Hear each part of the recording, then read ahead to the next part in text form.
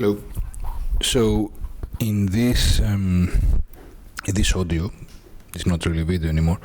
I will try to provide a kind of general overview of Dimotiki and Katharevousa from the point of view of a learner of Greek as a foreign language. However, it will go quite deep. What I mean by that is that I will not get into details about the grammar or the vocabulary or how the language actually was, but I will try to give a lot of information which I think is quite useful. But even if it's not useful from the learner's point of view, strictly speaking, I still think it's quite useful things to know about the Greek language. Now, I will say at the beginning something also about in what ways this can be useful. First of all, it's obviously the very history of the language one is learning, and it's not often easy to find accessible information online. Very often the information, I'm not trying to dismiss what you will find on the internet. I'm just saying that very often it's things that are very technical, written by linguists, and some other times some things which are either explicitly or implicitly polemical, in the sense that they take a very specific viewpoint, very often in favor of Dimotiki, which is actually the winner of this linguistic battle. But from the more practical point of view, I know that most people are not really interested in reading much Greek, but for those who want to get deep into the Greek language and want to read a lot of Greek, and this is really this audio is more for this kind of people, people who let's say they want to have a really good grasp of the language, regardless of the level they are at now. But people who want with time to read text, like you will encounter, especially if you start reading not material on the internet but printed material, you will encounter for sure Katharevousa. Katharevousa is there in any newspaper from the early 70s or earlier. It is there even today in many laws and the legal system, and it's definitely there if you read literature. Of course, literature was one of the first areas where people started writing in Dimotiki, but very often there are elements of Katharevousa, and there are many people who wrote in Katharevousa. For instance, Birikos, a very famous and important poet, wrote in large parts in Katharevousa. And even today, poetry in Greece is written in polytonic, like the great majority of poets. I mean, actually any poet of note even today writes in polytonic. And although polytonic and Katharevousa are not the same thing by far, there is a significant, let's say, connection between the two.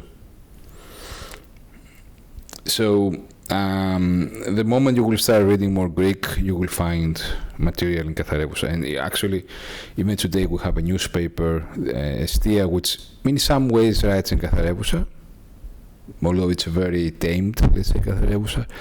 And much of the written journalistic material you will find in Greece, even in Kathimerini, has influences of Katharevousa.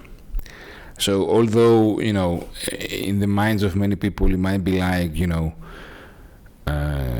Katharevousa until the mid-70s, when it gets abolished in 1976, and then it's all the way Dimotiki, strong elements of Katharevousa remain, especially in the written word. And you will still, you will find it, in commands in the army, for instance, TC, that's, who is it? It's quite omnipresent. So it's good. Again, it will not help you to talk with your neighbor. It won't help you to go to the restaurant. It won't help you to understand the TV series you are watching. But for people who are, bookworms or want to get into a kind of deeper understanding of the history of the language, I think it's very important. Also, Katharevousa, and many people have told me this, people who came from ancient Greek to modern Greek, which is rare, but it happens. For instance, there are many Italians who start with ancient Greek, because in Italy, there's still a strong presence of ancient Greek in the school curriculum. These people, like Katharevousa, can be a kind of link between modern Greek, as is spoken today in Greece, and the Greek they learned, the ancient Greek they learned at school. Okay, so enough in terms of introduction. Now I would like to go to what exactly is understood by Katharevousa. In many ways, I will just go, it's a very difficult topic, so in many ways, I will just go with common sense or what I know, and try to avoid getting too deep into questions of definition and linguistics and very deep debates, which actually might confuse you rather than help you. I will try to be helpful here. So, Katharevousa, the way it's understood today, it was the official language of the Greek state from roughly its foundation until 1976. This meant that it was the language written and to some extent spoken in school. I keep repeating this thing, written and spoken. Katharevousa was primarily a written language, but of course, in official occasions and in many times in lectures, people would also use it when they speak. But the thing is that when you speak in Katharevousa, I say this as a native speaker, when I hear somebody speaking in Katharevousa, it sounds cold, it sounds very formal, it sounds very distant.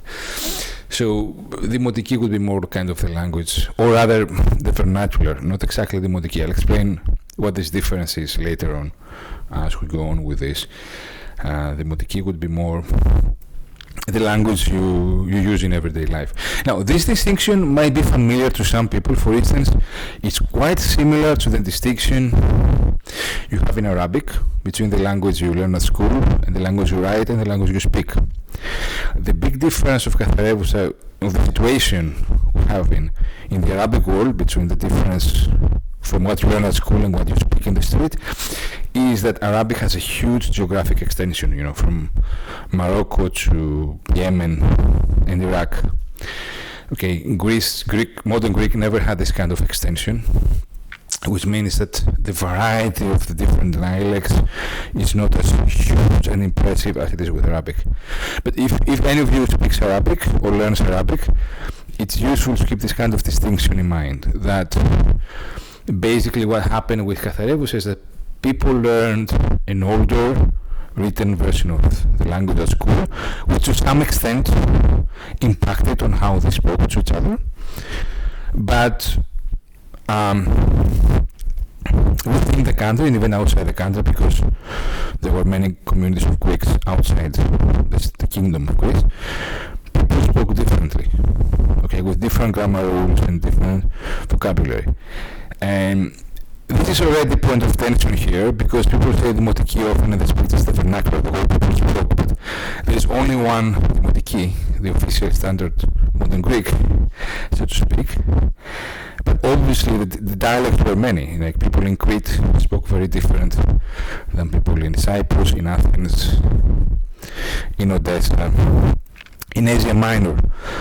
And this is a problem area for Dimotiki, right? Because how exactly do you standardize a language when you claim that you want to standardize the way people actually speak? You have to make a choice. Okay, so I still haven't explained what is Dimotiki, but we have sort of explained what is Katharevousa. That it was the official language of Greece, and it was a language mostly written. It was also a language that emphasized very strongly continuity. The idea was that it was a language that emphasized the origins of Greeks from older versions of Greek. from the beginning, let's say from the Hellenistic times, the language that was considered as a model for grammar and for writing in the Greek world was Attic Greek. Greek as was spoken in Athens at the time of Socrates and Plato, at the times of the great tragics. So you have a huge literary output in ancient Athens, which means that with time this language is seen as the model, the way that, you know, the Florentine Italian of Dante is seen as the model for the Italian language. However, of course, Katharevousa also had other influences because the language still developed with time. So obviously Koine also impacted, and, you know, it's not like people literally wanted to write the way Plato wrote, right? There was a development, but there was a very strong emphasis in Katharevousa, as opposed to Dimotiki, to the continuity of Greek language. Okay, and that's even today a point of contention. I will try, when I'm talking of these things, to present both sides, right? Like both, because both Katharevousa and Dimotiki have a point, and, you know, going to Greek school, and most of my teachers were, let's say, boomers who experienced this transition, the end of Katharevousa, when they were like in their early 20s. You know, suppose you were born in the early 50s or mid 50s, 76 will happen when you are in your 20s, and for them Katharevousa was a kind, very often, not always, but very often, it was a kind of enemy, and this impacted the way I learned about it. So I'm not really saying that Katharevousa was good and Dimotiki is bad, but what I'm trying to say is that, you know, they both have their points. So Katharevousa emphasized the continuity of the language in the written form. And it's important to say, I mean, the Greek state starts in the early 19th century, like 1820s, 1830s.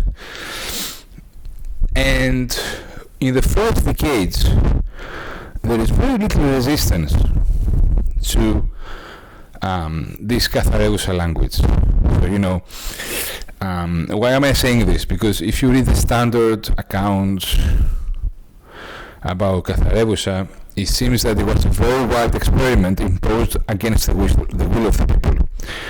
But actually, you will find significant intellectuals complaining about Katharevousa and the pedagogical results it gives us in the late 19th century. So the first 50 or so years of the existence of Katharevousa as the official language of the Greek state, there was little resistance.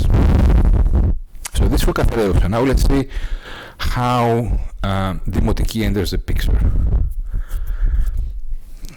So, there are many starting points, and there are many intellectuals who tried either to simplify the spelling or abolish the polytonic, or make the language more modernized, etc., etc. But usually the usual starting point, and for our purposes, you know, we don't care to say something original here. We care about you getting the main picture. The usual starting point is considered to be 1886, when Psycharis publishes his book My Journey to Taxidum in Greek. So let me say a few things about Psycharis, because I think it's of some interest. So Psycharis came from Odessa. He was not born within the Kingdom of Greece. He was born in what was at the time the Russian Empire. He spoke a northern dialect of Greek, which is reflecting the way he writes, by the way. Actually, that's an important point for you who are interested, for those of you interested in kind of the history of the Greek language.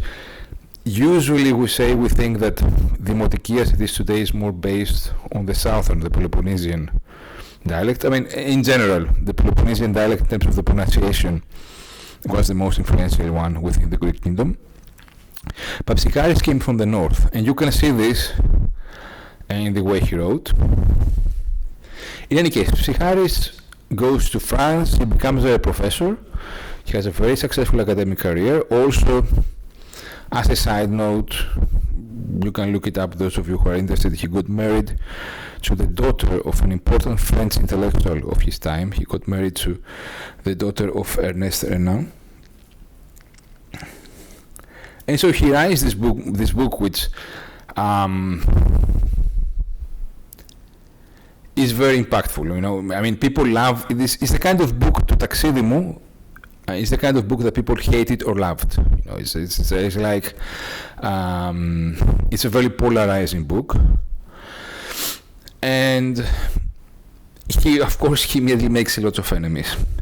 But to me, this book, the key point, the most interesting point, at least, that he makes there, is one of the reasons. He gives different reasons why we should reject Katharevousa and embrace a more vernacular version of Greek. So he says that, look, these people here who defend Katharevousa, they do so in the name of ancient Greek, in the name of the glory that was Athens in the 4th century BC, etc., etc. However, if you look at the way people wrote in the 4th century BC, their writing deflected the way they spoke. So they wouldn't use grammatical form or vocabulary that they didn't use at home, for instance. But however, these people today who admire the people of the past do the opposite. They try to introduce vocabulary that is only written. They try to introduce grammar forms that don't really belong to the language because they come from the past, etc., etc. So basically, he accuses the people. I mean, in general, you cannot really say the people who defend Katharevousa, because mostly everybody, or most people at the time, were with Katharevousa. It was the official language of the state, right? But he accuses this language of being fundamentally hypocritical, of pretending to be something it's not really is, and of deviating from the model it's admiring. So you admire ancient Athens, fine. If you admire ancient Athens, you should act like them and write the way you speak. And you can make this point in the sense that, if you look at the dialogues of Plato, they are dialogues. They're a recording of something that's supposed at least to be oral, and it's very lively, etc. Whereas Katharevousa was the opposite in many ways of that, because it was a very kind of, as I said before, formal and cold language.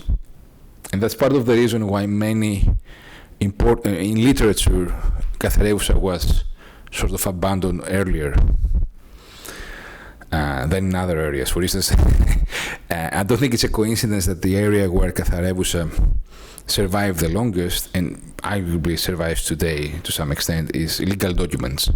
So, it's kind of the coldest and most formal form of language. Whereas in literature, you had early on people who, at least, even if they wrote the main text in Katharevousa, the dialogue would be in some kind of vernacular. You cannot really call it Dimotiki, because it would be like the language of an island, or the language the peasants spoke in that mountain, or whatever. But the idea was that to have a real dialogue, you cannot write in this kind of language. It would be like, you had a French Romance or whatever from the and they write the dialogue in Latin. It will feel very cold. It will feel very sort of formalistic. So that's the point of Psycharis, at least one of the points he makes, and I think it's very worth considering. The usual, the term we use for this situation, and the term used by the supporters of Dimotiki to attack Katharevousa, was diglossia, which means it's a term that actually is used the same way in English. It means two languages. It means having two languages. And as I said before, the most famous example of diglossia today would be the Arab world, where they have one written language at school and university and some media, but they speak a different way, depending on the country where you are, right? So that's, for them, that's not a term that, people of Katharevousa would really use, but people of Dimotiki would use it to say, look, people speak one way and they write another way, and this is a problem. But of course, the problem with what they're saying, and I think it's worth saying this thing, is that people don't write the same way they speak, but the way they speak has a lot of variety. And you have to make a point, you have to make a choice. And as I said before, for instance, Psycharis himself came from the north and a kind of northern dialect. And what are you going to do with that? Are you going to prefer the dialect of Crete or Cyprus or, North Greece, South Greece? What are you going to do with that? So I feel that I don't know the Dimotiki literature of this period, let's say late 19th century, early 20th, but I feel that very often they try to, so to speak, hide this problem under the carpet, go around it, etc., rather than really address it. So this thing continues, and you get to the early 20th century, the 1910s and the 1920s, and even earlier, and you have a very vibrant Dimotiki community of intellectuals. The magazine to look for is called Numas, where they publish a lot of texts, and they're very kind of polemical about it. Now, the next important figure, so we said one, we have Psycharis. The next really important figure, actually from the point of view of the way Greek speaks today, he's the most important figure, is Triantafyllidis, Manolis Triantafyllidis. And very characteristically, he spells his name Manolis with an omicron.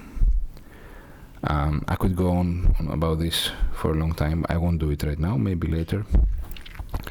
But, at the time, that was a kind of deviation too, because Manolis would normally be written with omega. Anyway, Triantafyllidis is one among many intellectuals of the time advocating for a change in schools, because, this is really the issue, right? This is really the hot issue. Nobody really forbade people to publish poetry or write articles in the Dimotiki. Okay, but the problem was what happens in school.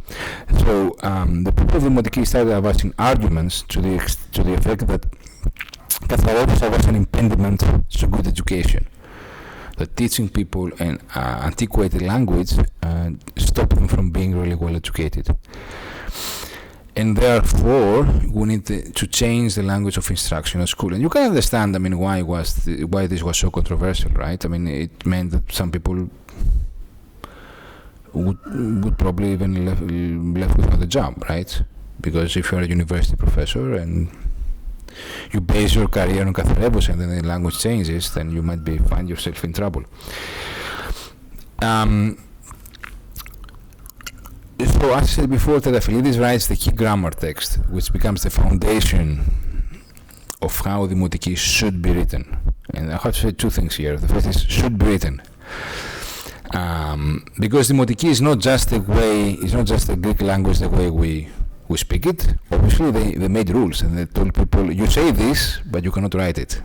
It might sound funny because that's what they criticized about Katharevousa in the first place, but essentially, it sort of happened with them as well. Although they tried, to keep close, etc., to the language, and to this extent, okay, this might sound like a sophistic argument, but it's still an argument, I think, that, look, some people spoke Katharevousa, what about them? Can they write the way they speak? This is a kind of situation you always come up with when you try to create a single language to be taught at schools. Okay, and to give another example here, think of Cyprus. Cyprus today, and not just today, like for decades now, they are being taught there Greek the way Triantafyllidis standardized it in his grammar. But of course, the way Cypriots speak is nothing like the grammar of Triantafyllidis. If you ever listen to Cypriots, yeah, it's a very different dialect. So in Cyprus today, you have a form of diglossia, but which is caused not by Katharevousa but by Dimotiki. People write Dimotiki, but they speak Cypriot. Again, another irony that Dimotiki brought on itself. So that was the first point, right? That it became, at least with Triantafyllidis, it very explicitly became a normative. Dimotiki became a normative project, telling people how they should or should not write. And of course, if you are a supporter of Dimotiki, you're going to counter by saying yes, but it's still closer to the spoken language than Katharevousa, fine. But still, you cannot really say anymore that Katharevousa is a straitjacket just because it tells people how to write. Because obviously you're doing the same thing. Anyway, that was the first point. The second point is that to do this, Triantafyllidis got the support of Venizelos. So the person really, Triantafyllidis by himself could never have been such an important figure had it not been for Venizelos choosing him, to put him in the right position to make these changes in the school system and the grammar textbooks, etc. So from the beginning this was quite a political issue, the whole Dimotiki versus Katharevousa, but now it becomes even explicitly a kind of party politics things, right? Venizelos sort of seem to support it and people against Venizelos seem to oppose it, although, as I will explain later, in the first half of the 20th century this distinction was quite blurred. So you will find people like Dragoumis, who was in the anti-Venizelist camp. He was writing in Dimotiki. He used to write in Dimotiki. In the second half of the 20th century, it becomes much clearer, this distinction. Anyway, keep this in mind too, that in Greece, even today, for those of you interested in understanding, Greek language in connection with culture, it's a very political issue, Katharevousa or Dimotiki. It's not just about the language, it goes deeper than that. So we have Triantafyllidis. Now, what I want to say more here. Well, yeah, let me expand a bit on what I said before about this political distinction, right? So, as I said before, it was always a political, even a party issue, but in the first half it was kind of blurred. So in the first half of the 20th century, going back to the example of Dragoumis, so Dragoumis came from a political family, namely his father, Stefanos Dragoumis, who was also briefly a prime minister after the Woody Revolution, so I think in 1909, 1910. And he was a politician associated with Trikoupis in the 19th century. So his father was also a judge. And of course, for a person of his father's generation, so his father, I think in 1910 was like 50 years old, so he was born like, 1850s, 1860s, and who was always in strong association with the Greek state and had a good position within the Greek state, either as a judge or as a minister or as a politician, etc., etc. For his father, the obvious thing to do was to speak and write in Katharevousa. It was a mark of his social position, it was a mark of his good education, and of his loyalty to the state. And there was really for people of this generation, as I explained before, there was little question. It was something more, it was more of a dividing issue for younger people, but for people who were, let's say, as I said before, born in a kind of middle-class environment in the 1850s, speaking in Dimotiki and writing in Dimotiki was never really a real question. Dragoumis, on the other hand, was quite different, and that's another interesting point here to think about, is that for Dragoumis, the choice of language was to some extent an extension of his nationalism, because for the Greek nation to be able to embrace all the people that at the time it aspired to embrace as part of Megali Idea, the great idea, it had to offer a language that would somehow, include them all. Again, Katharevousa being a difficult language to learn was also kind of an excluding factor. Katharevousa being also a language that was spoken well only by people of good education. And remember, at the time, we're talking about a country, European country, and another poor European country in the late 19th and early 20th century. The number of people who didn't know how to read and write was significant. and the number of people who went to university was really tiny. So again, for the young Dragoumis, Ion Dragoumis, a language that would somehow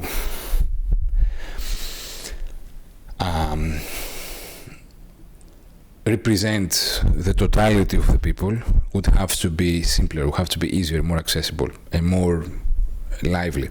So I'm getting to my point here. Ion and Stefanos had a very lively correspondence, which you can find today if you go to the Gennadios library. They wrote a lot of letters to each other.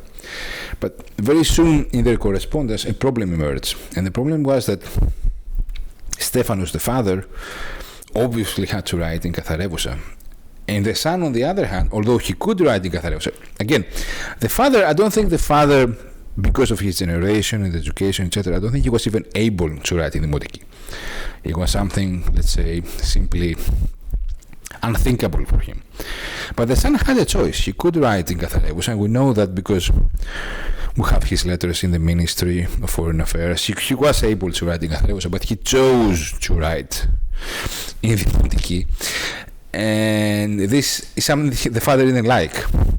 So at some point they realized that if they write in Greek, what happened between them is instead of exchanging ideas, they end up talking about the language instead of other things they want to talk about. So they made kind of very interesting compromise. They decided to write in French instead, because they both know very good French. The father actually was educated. He got part of his university education in France. So they chose to communicate in French instead. And this is how deep this can go. You know, like the language issue, once it comes, especially for older generations, when it was really a matter of choice, when it comes to the surface, it sort of overshadows everything else, and people just focus on this, and it becomes such a kind of visible conflict that people cannot even think of other things. You know, you are either with us or with the others. It's a very, very strong thing, especially for people of older generations. Another thing to think about in connection to this, people, to those of you who live in Greece, is if you know boomers, like most of them would be in favor of, not all of them, but most of them would be in favor in the Dimotiki. So this is like, let's say, at least to my understanding, like the first generation that was so much in favor of the Dimotiki.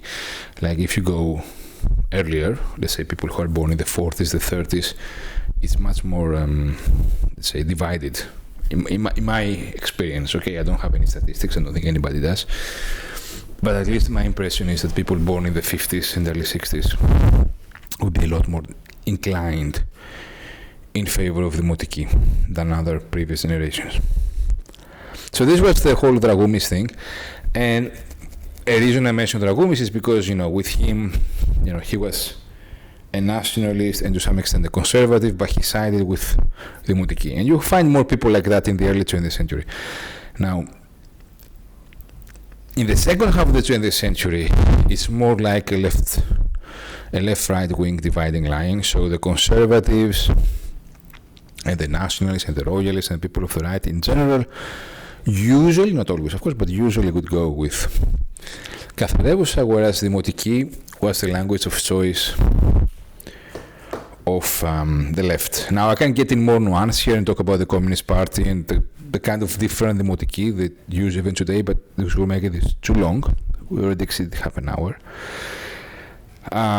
So now I'd like to start wrapping this up. So what I like to say here, I mentioned some of the things that the Dimotiki in my mind distorted or, you know, did not really deliver. It was not even possible to deliver its promises. You know, I said that, you know, they said that we should write the way we speak, but that's not even possible to do when you have a country with significant linguistic variety. I mean, Italians would instantly recognize that, right? That, you know, you have to make a choice and choose a language to become the standard language, and it's not like the choice is obvious or automatic. It's a choice. Now, in the closing part, I would like to look at what I consider to be two problems of Katharevousa. One was that, let's start with this. Let's start by saying that Katharevousa was really tied to the polytonic system. Now, the polytonic system, or maybe put it this way, it doesn't have to be the case that if you write Katharevousa, you have to write in polytonic. Again, if we go back to the original model, which we said was, Athens of the times of Plato or earlier. Actually, these guys had no stresses. Stresses come up in Greek later. I believe it is at the times of the Library of Alexandria, and the point is to help people to pronounce Greek properly. And part of the reason, and that's the interesting part, is because Greek at the time was a tonal language. It had 3 different tones, which don't work the same way as in Chinese. If you want, you can Google this and find more information about in what ways Greek was a tonal language, but in any case, it was pronounced very differently. And this polytonic system, which had 3 tones, 3 stress marks, let's say, and 2 spirits, served for good pronunciation. Katharevousa tied itself to a defense of the polytonic system. And this had 2 main problems. 3 if you consider that it's not essential. It's not in any way essential to Katharevousa other than defending the historicity of the Greek language, which is an important thing, I understand, but outside that there is no reason to really defend staunchly the polytonic system. Now, the first problem of adopting the polytonic writing system is that it's a system that takes very long to learn. Now, some people will counter this by saying, yes, but it is, anything worth learning is difficult, okay? And I'm fine with that. It's an argument in favor of the polytonic system. Some people will want to say that actually having a complex and difficult writing system is a virtue, not a problem. That's fine. But in any case, it has to be somehow accounted, the fact has to be accounted that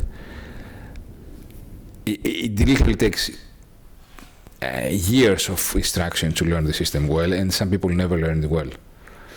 I suppose, at least, I wasn't around when the polytonic system was taught at schools, but if today you have many people who struggle with writing Greek properly, imagine when you have the polytonic system, which is much harder to write in. Okay, that's one problem with it. One of the main virtues, as was presented at the time of abolishing the polytonic, was that you save a lot of time at school. Some people might disagree with it. That's fine, but I think the second point is more powerful, and it becomes more powerful because of the first point. So the second point is that, as I explained before, the polytonic system served pronunciation. It was there to help people to pronounce Greek the way ancient Greek was pronounced. However, and that was to my mind, that was a major failure of Katharevousa. People, in my experience, the people I've talked with and the people of my generation, people of older generations, people of today's generations, don't really understand this. Like, if you ask them what is the purpose of the polytonic system, which people still learn today in school, but as part of the ancient Greek classes, right? They are not really very sure what's the purpose. Maybe today things are a bit better because if you Google it, you'll find out very quickly. But I remember in my times, we were told something very vaguely about, it's useful for poetry because about the meter they use in poetry, and that's it. The actual fact that Greek was a tonal language that was pronounced, ancient Greek was pronounced very differently than it is today, was never really made to us. So this makes the first problem much worse because you spend years and years and years learning the system and you don't really understand the purpose. And actually, some people like Elitis, who was a very good and very famous and rightly so poet, defended this on aesthetic purposes. When the polytonic was abolished, Elitis, like most poets in Greece, they didn't like that. And one of the first things they said was that aesthetically, the monotonic, writing with a single stress like we do today, as opposed to the polytonic, was aesthetically unpleasing.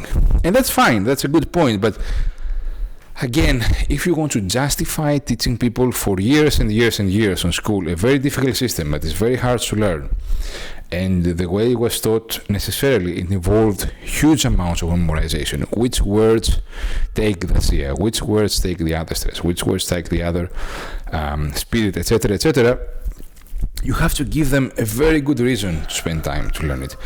And I think it can at least be argued that learning in depth the system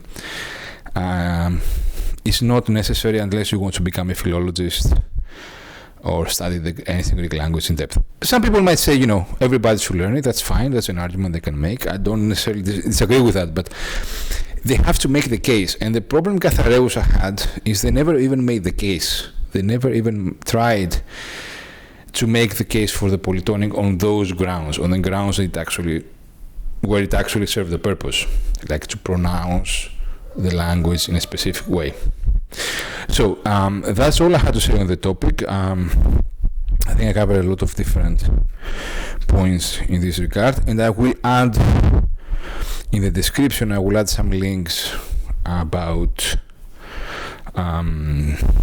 those of you who might want to learn more, maybe some YouTube videos on how ancient Greek was pronounced. There's some very interesting stuff about that. And some other things for you who want to learn more about Greek pronunciation in Katharevousa. Okay, that's all.